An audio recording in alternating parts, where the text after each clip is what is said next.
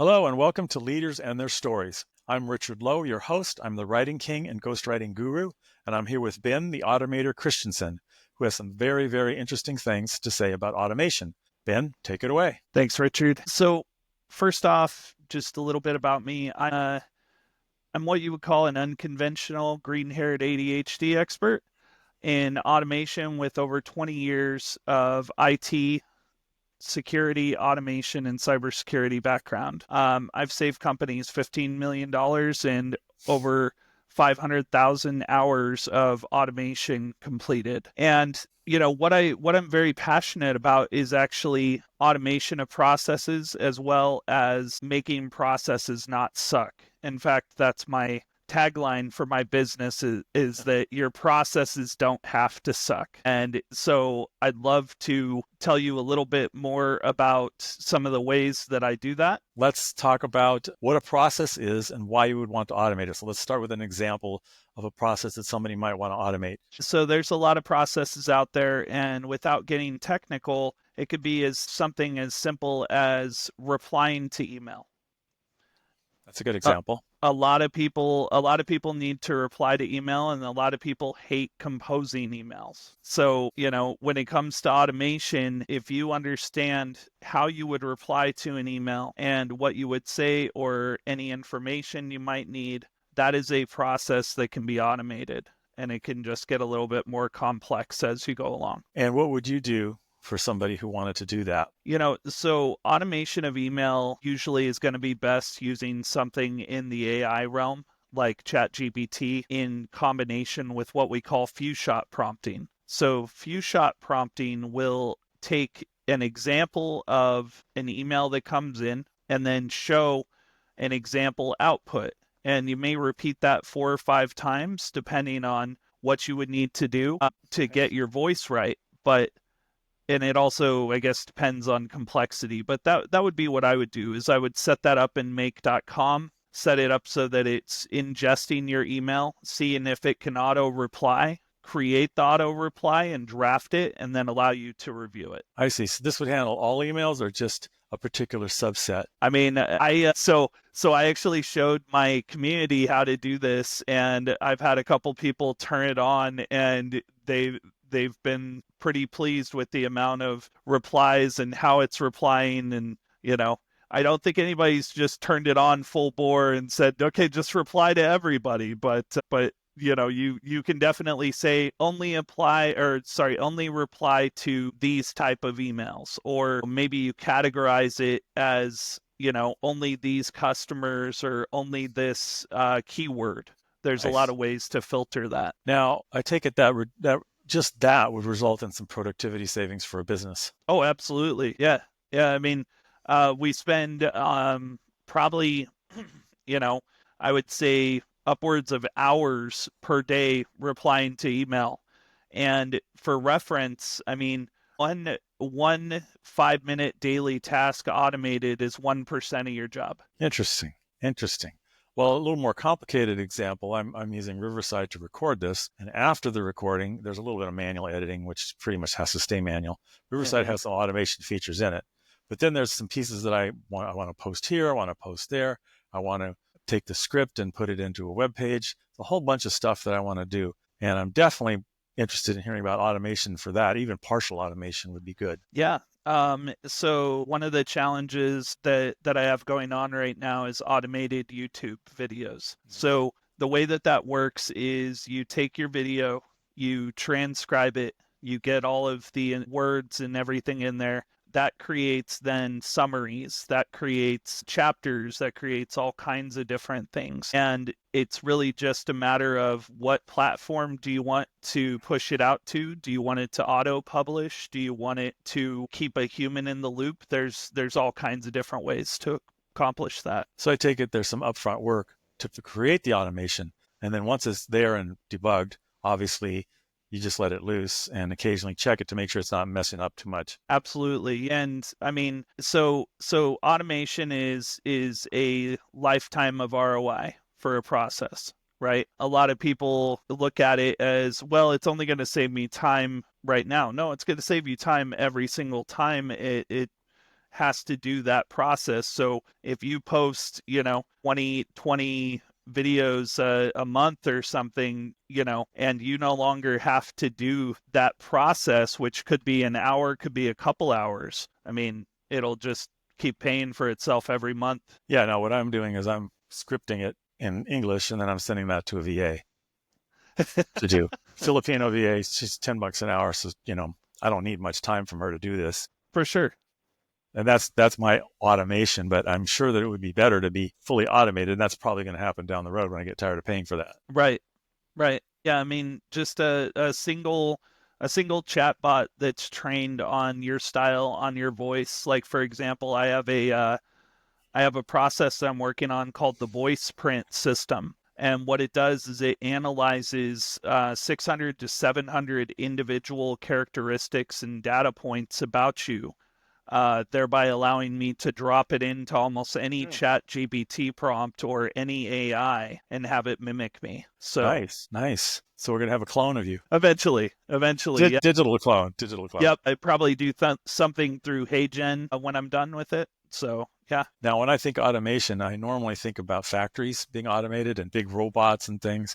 I'm sure you've ventured into that realm at least a little bit. Yeah, a little bit. And that's one of the common misconceptions, right? Is that for automation, it's got to be factory driven. And that's not entirely true, right? Any kind of process that you have, the 5 characteristics of a good automation candidate are that you have a clear trigger, right? Something has to happen to be able to kick off your automation. Next, you need consistent inputs. You need to know what is coming in or how it's coming in, the types, things like that. And then it needs to be repeatable. If it's not repeatable, it's not automatable, right? Because if you rely on AI to do that, you're gonna really be upset with the results, right? Of course.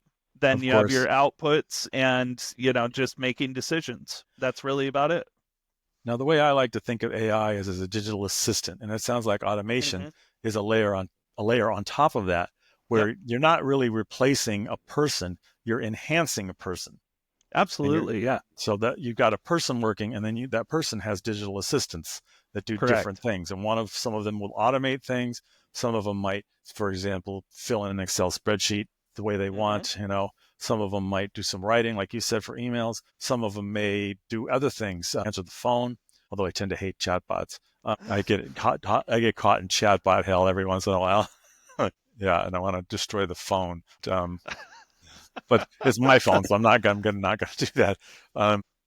Yeah. So if you think of it, you people who are leaders out there, if you think of them as digital assistants rather than as, okay, I can get rid of 15 people. Obviously, you probably can reduce staff a bit, but you can make those other people even more productive, which means they're going to be happier.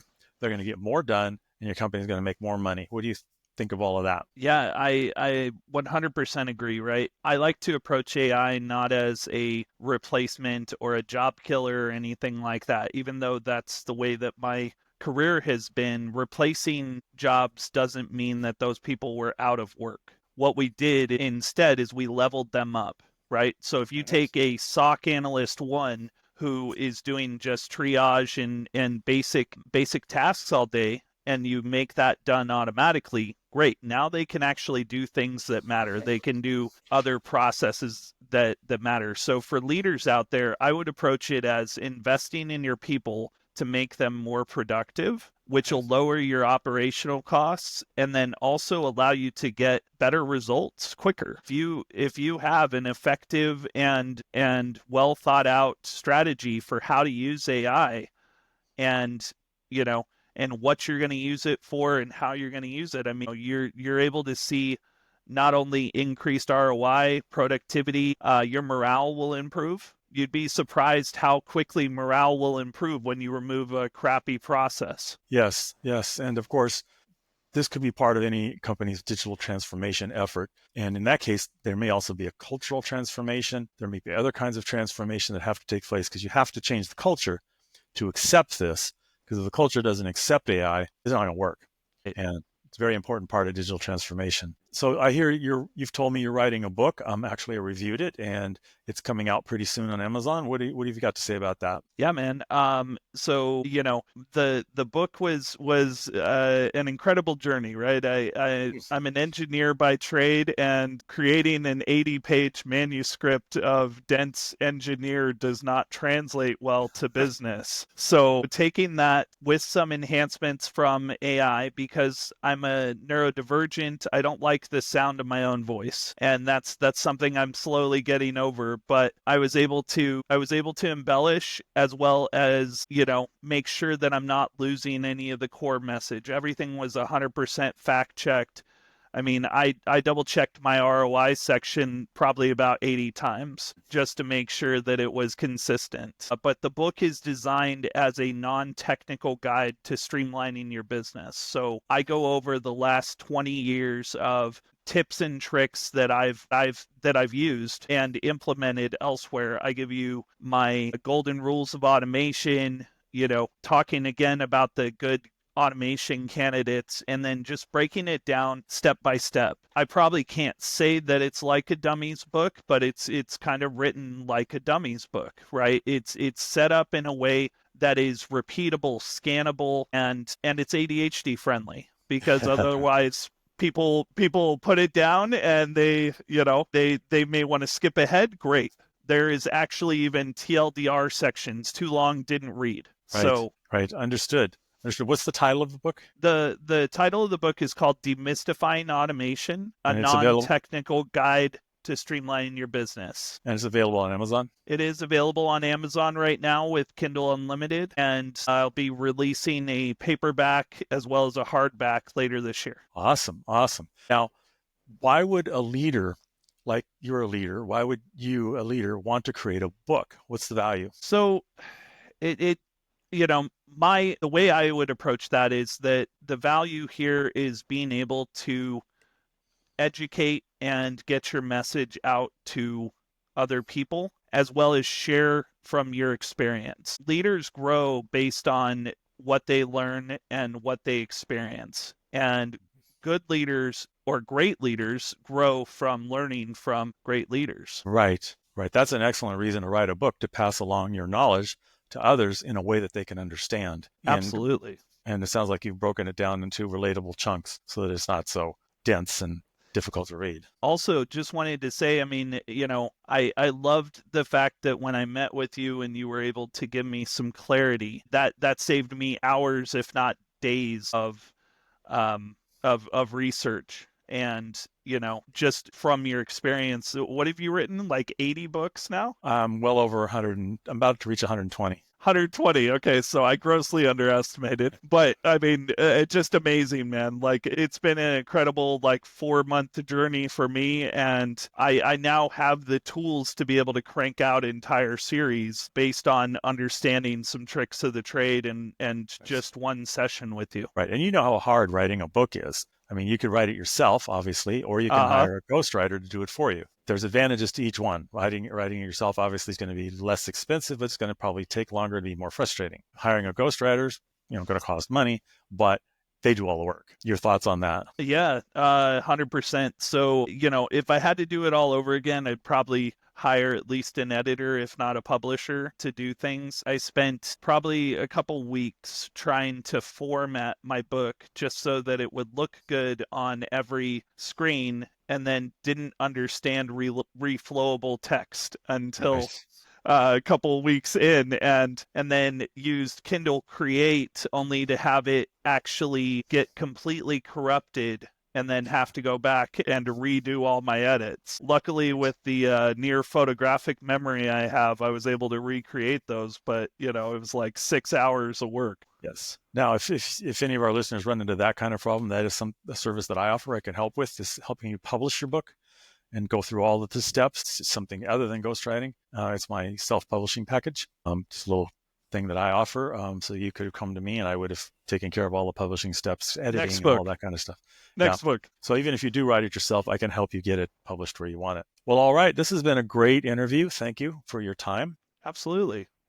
So I've been talking to Ben, the Automator Christensen. How can we find you? Yeah, I'm on automatewithben.com. There you can either collaborate with me on learning things. I offer a community where we do both AI and automation. And then I'm available on pretty much any social as Ben the Automator Christensen. Very good. And I am Richard Lowe, the Writing King and Ghostwriting Guru.